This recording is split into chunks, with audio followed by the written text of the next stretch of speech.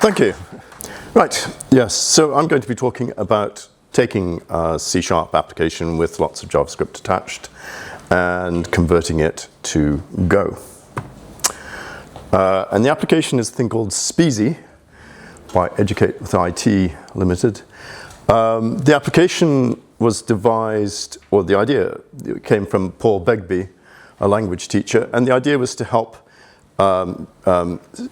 pupils at school who are doing the speaking exam that's part of the language course, German and so on. And one of the aspects of the test is to have it's a little odd, but you learn a kind of script. You develop, with the teacher, you develop a kind of script. There are some questions, and then you speak the answers.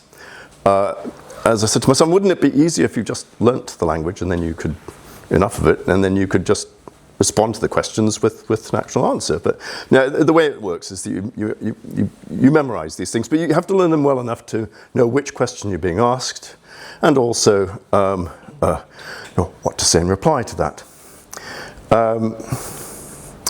The original application was a C# thing using ASP.NET Core.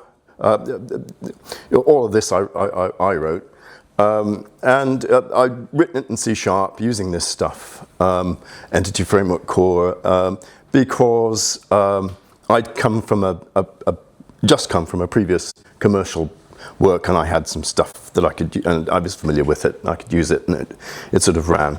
I didn't really think at the time about using Go for various reasons. And originally it ran with a Microsoft server on Windows. I quickly moved it to Linux, still using Microsoft database, and then I switched the database first to MySQL, and then to Postgres, and then back to MySQL. Well, MariaDB. And it interacts with various things in the cloudy part. AWS Poly is the most interesting one. That provides text-to-speech and speech-to-text conversion. Originally, we used the Microsoft equivalent. I forget what it's called now. But it wasn't as effective as it turned out to be less effective than Poly, and I switched to Poly. Originally, it was forms-based. The original design was forms-based.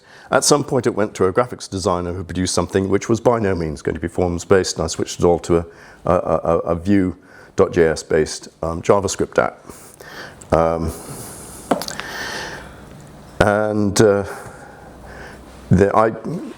Towards the end, I might try bringing up the real things so you can see, hear it doing something. But I don't want to interrupt this presentation just because, this gives an example of one of the screens you get. You select a particular set of lessons, school teachers and lessons, and here are the questions, and then you can select options to go and create. You can select options to go and create things and test things, and there are various exercises that are built into the application, and there's a thing that keeps track of your progress at the bottom. And if it were part of an exam system, you get a sort of a countdown up there to say, this is when the exam's going to happen. You've got so much time. And here's an example of setting up building an answer. And you can fill in text. You can select different optional phrases, and there are different things. At the end of each one of those, there's an option you can select where you can just put whatever you like there. But it provides a variety of standard possibilities so that people can get started on it fairly quickly. Because a lot of the resistance to doing this at all is just usual children's school things. And it maintains both the, in this case, Spanish and the English translation for each thing. So as you build the phrases, and you can press a button, that play button over there, and it will speak it to you. You have a choice in the settings of the accent. So this is the user interface. it's all JavaScript and using Vue.js. It doesn't make much use of standard things. A lot of this stuff is Vue.js components that I've made up. And it communicates with C#, at this time, a C# application. And it uses a sort of standardized framework that Microsoft provides in ASP.NET. Yes, and there are libraries associated with it. You need to make, so there's obviously third-party support for things like AWS and SendGrid and Stripe. Those are separate companies that do their own stuff. But with C# at the time, it's changed, I think, since then. It didn't support JSON. You had to use some third-party, one of several possible third-party JSON interfaces, which were actually quite complicated. C# itself, it's verbose. It's Rob Pike's public static void complaint about Java is true for this language, and it has a lot of stuff in it. It's got type inference, which is useful, for each generics, lots of different kinds of classes, abstract classes, partial classes, extension classes. It has interfaces as well as classes. It has structs as well as classes and interfaces. There are properties. Properties have associated getters and setters. It has overloading. Extension classes, actually I should say, are slightly odd because that allows you to extend various kinds of built-in library classes by adding your own new operators. Default parameters, and its concurrency is async await, so you've got the red function, blue function problem that you put async await in somewhere and it goes, oh, no. You have to go, it's async all the way up now. And a thing called link to SQL, which is a way of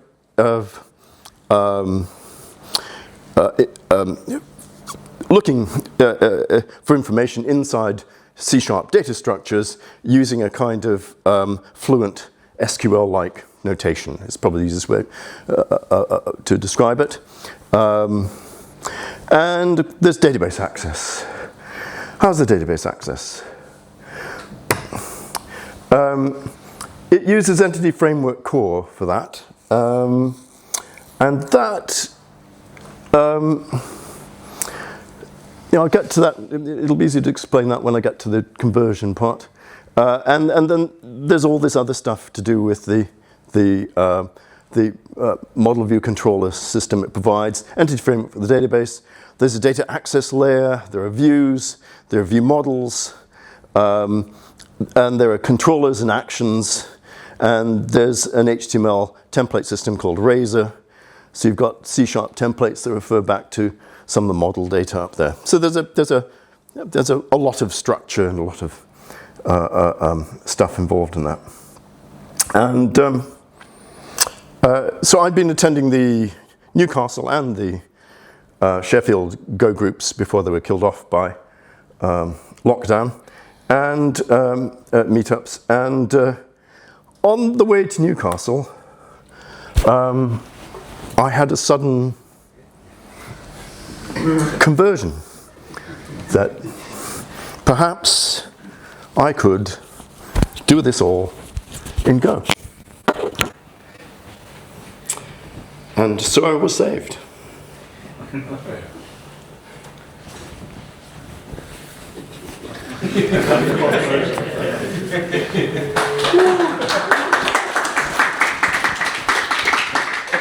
And I really didn't regret it, but I still had to do it.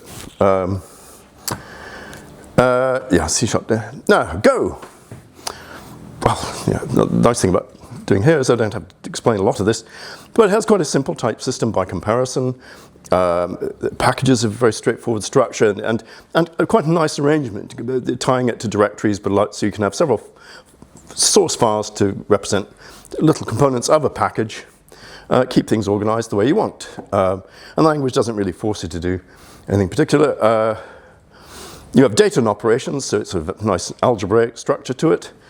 At the time, it didn't have type parameters, but it had maps as a primitive, which I really appreciated. Slices worked well for internal storage. It had local functions, lambda functions is what I mean here by local functions, which made a big difference. You can do those in C#, but it's very, very clumsy. Or at least it was at the time. Maybe they've improved it. And I got so used to using them in JavaScript, I got frustrated. The standard library has extensive third-party support by the time I was doing this. And it did include, and standard library, of course, includes encoding JSON, and that was just fine for what I was doing. The reflection system isn't overused, or it certainly wasn't at the time overused. And the language, it's quite terse, and it channels and processes, which I was familiar with from an earlier Bell Labs language. So I quite like those.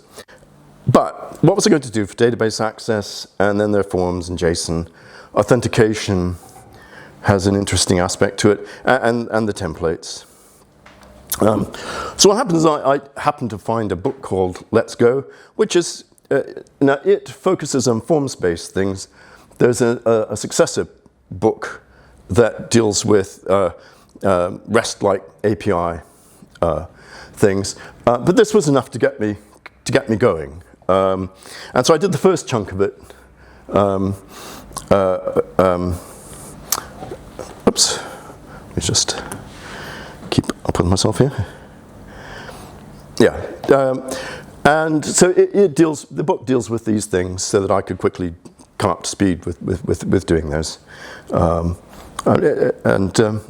the constraints, and then the process. The constraints were really because I was going to be doing something on the server side, and I did not want to change anything for the JavaScript, the API, the application point of view. Not because I couldn't load another one, I just didn't want the potential for some school browser having kept an old cached copy of something and it goes badly wrong. It just puts people off. I didn't want to change to the database as well because I was going to be running my new test stuff in parallel with the existing one, and I wanted the same structure so that I could keep them all compatible. Yeah, and no visible change to the database. So I started on the train to Newcastle, well, first thing which I think is you get so used to it now in Go, it's easy to underestimate the extent to which Go run and Go test are great ways of building a little sample bit of code and then running it to check that it seems to be okay. And I find that if you get something happening and it's right, then you feel much more encouraged and you go on to do the next bit. So I did the database interface with a nod to the book, and this was the contrast. And you'll see an example of what this actually contains a bit later.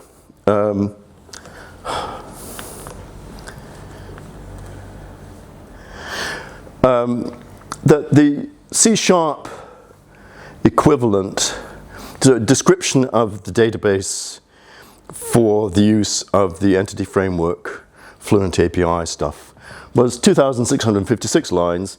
The Go was 501 lines, and as you'll see, it has a much simpler structure. 501 lines, but that included some operations to add and update and work with the tables, whereas this larger number is just the description in C# of the scheme of the database. You might wonder why you do that, but and what that might possibly contain. But and well, you might.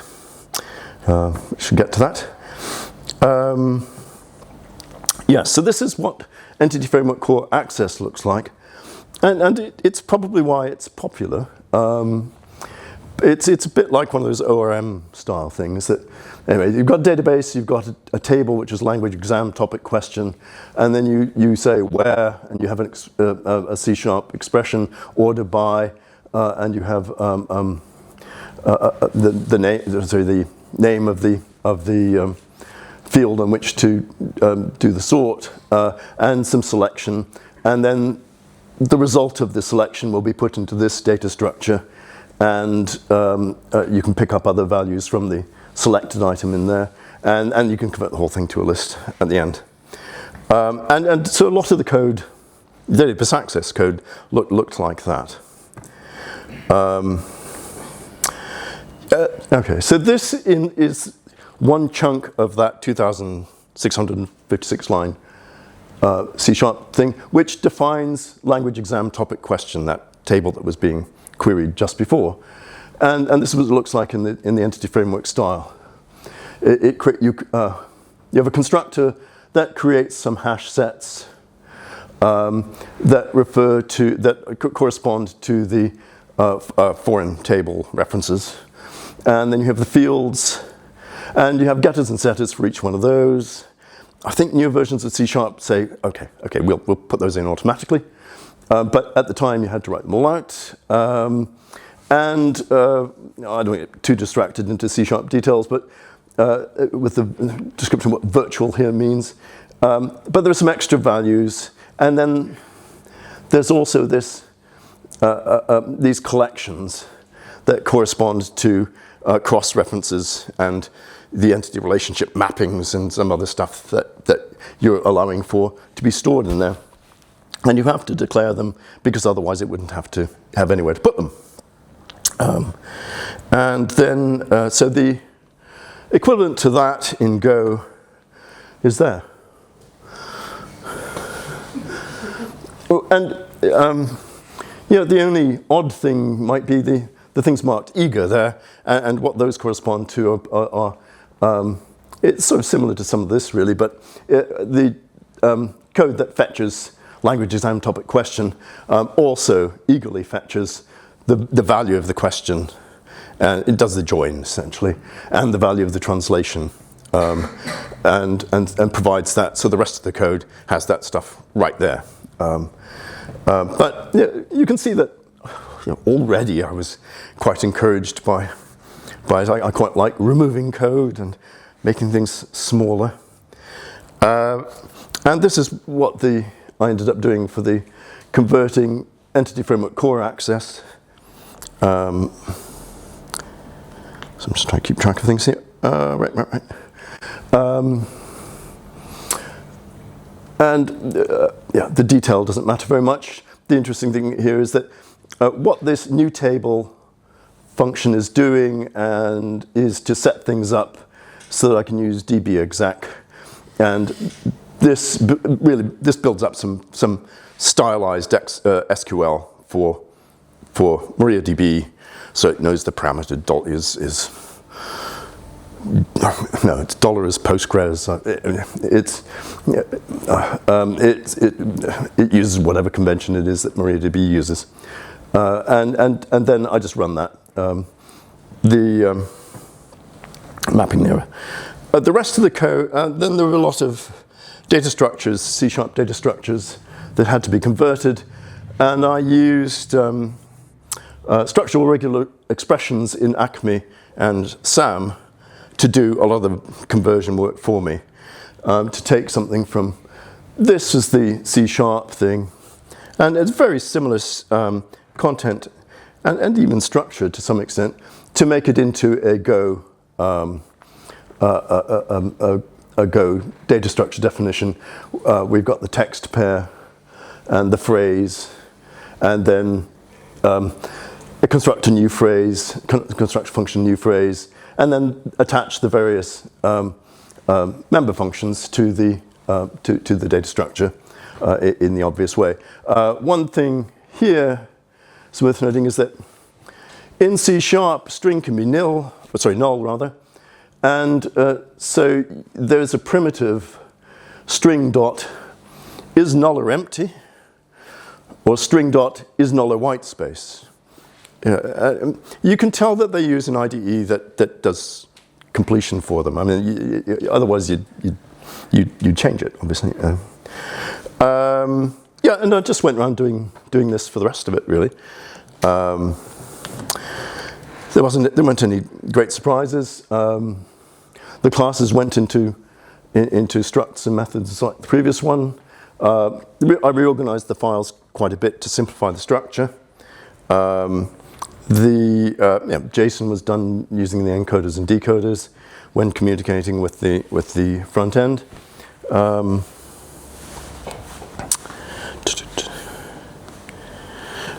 And the routing, the C#, the net core routing convention, at least at the time, was that you name a controller, you name an action, and the parameter is actually optional. And I used, again, working from the book, I added some things to do various kinds of middleware, authenticated middleware, stuff that involved JSON, authenticated JSON. And the routing, I used a third-party library for the routing, partly because the book did. These days, the functionality it provided is provided by NetHTTP's router, and I would certainly use that. But by comparison with the C# version, this was first clear, once you understand the conventions, and secondly, it's visible. C# makes a lot of use of reflection to do this, and attributes and things, so that it starts up and hunts around in your symbol table, basically, or in your program, for things that could be controllers, things that could be actions for the controller, and so wires it all up for you. Which also means that if something goes wrong, if it can't find something, you go, why not? And there's nothing to tell you. You eventually realize that you forgot to include a public in front of something. And so this is just the structure, very common Go structure. Some packages, the views corresponding to the stuff that interacts, mediates between the JSON-driven application API inside the JavaScript and the database stuff in very obvious ways. Distinctions between view models and data access layers vanished. The controllers were replaced by the normal HTTP func stuff that you saw before. I made a lot of standard Go idioms, slices and maps, JSON decoding. The error handling worked out really well for me. Previously, it used exceptions inside the C#. That was perhaps the hardest thing in detail to unpack. The scanner. Transactions are interesting, and I'll say a little bit more about them in a moment. I added a rate limiter to the HTTP input by having a process that runs a rate limiter inside the thing. So Go routine, rather. I made use of single flight when doing some stuff with the text-to-speech part of the database, because you don't want to keep looking up the same thing twice. Made a lot of use of the type definitions provided by Go to define, to give type distinctions at compile time between different types of strings.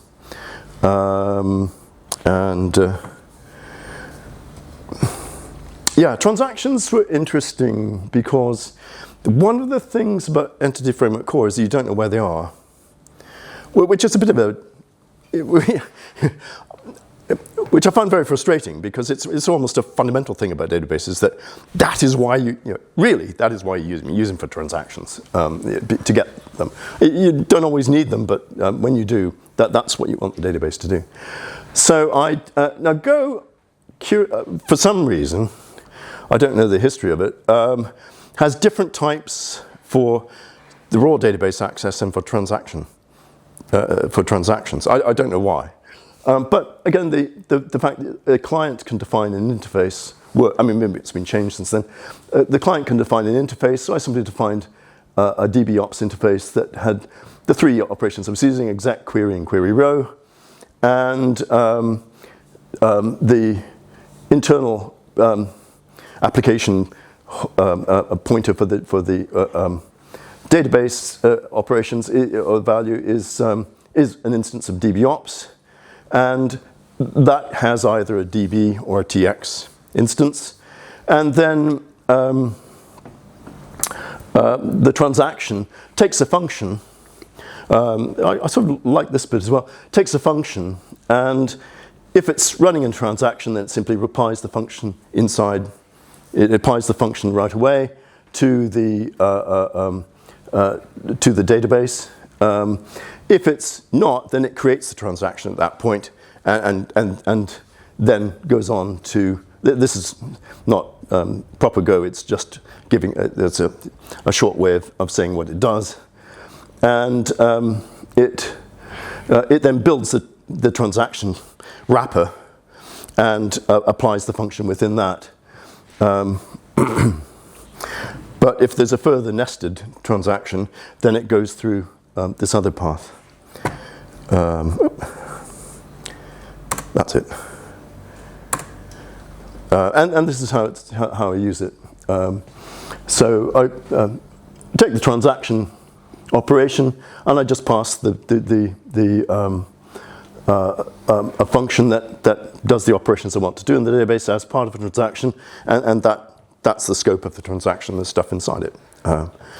And so I knew exactly where the transactions were, and I didn't have to have this function is done inside a transaction, this function is done outside a transaction, but they do the same thing. It's all part of the same structure. Deployment. Oh yeah. At the time, C# ASP.NET Core's HTTP server built in could not be exposed, say, to the outside world. You had to have a reverse proxy. So you had to use something. I was using Nginx, or Nginx, as I normally call it. In fact, with Go, even at the time, I didn't have to worry about any of that. Its built-in server was fine. I did have to add rate limiting because it didn't do anything like that at the time. But it handled the certificates, the server name interface stuff. And so I could have test databases and test servers, a development database and server, and a production database and server, all running quite happily. This is a surprisingly big thing as well, which is that the result of the Go build was a single executable, which I call web, which I could then just copy to the target machine. There's some supporting HTML files and, well, output files and some other control things. Basically, I could just use rsync to keep things up to date. And with C#, however, you have what I think was 6 gig worth of DLLs to go along with it. And those could, there was no type checking in that structure, and those could become inconsistent, and occasionally they did, because of an update in one part of the thing. Usually with the C# at the time, or ASP.NET Core, mutated their authentication system a lot. So it was nearly always authentication that broke and caused your application to crash. But this is also important, which is that even when I was running Linux, it was sensitive to which versions of it. Well, the server itself had to have the ASP.NET stuff installed at the server level. And the application needed to have a compatible version running within itself, despite the large number of DLLs going along with it. Again, with Go, I just had to copy the executable, and that was it. Performance was interesting. Unfortunately, I was planning to do some more measurement on it to provide some graphs and stuff, but I started something new recently, and I just haven't had the time.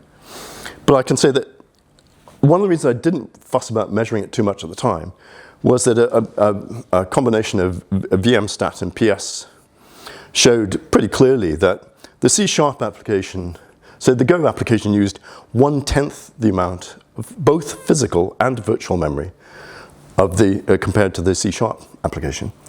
So I didn't really feel like I had to dig very hard into it. This is after it's been running for a while, and doing some classes. And similarly, I was going to measure the latency, but it turned out that the requests came back twice as fast, probably because it wasn't going through the extra loop through the Nginx stuff. But again, it was clearly faster, and so I didn't really have to fuss about with it very much. How are we doing? Okay, so right, great, that's great. Okay,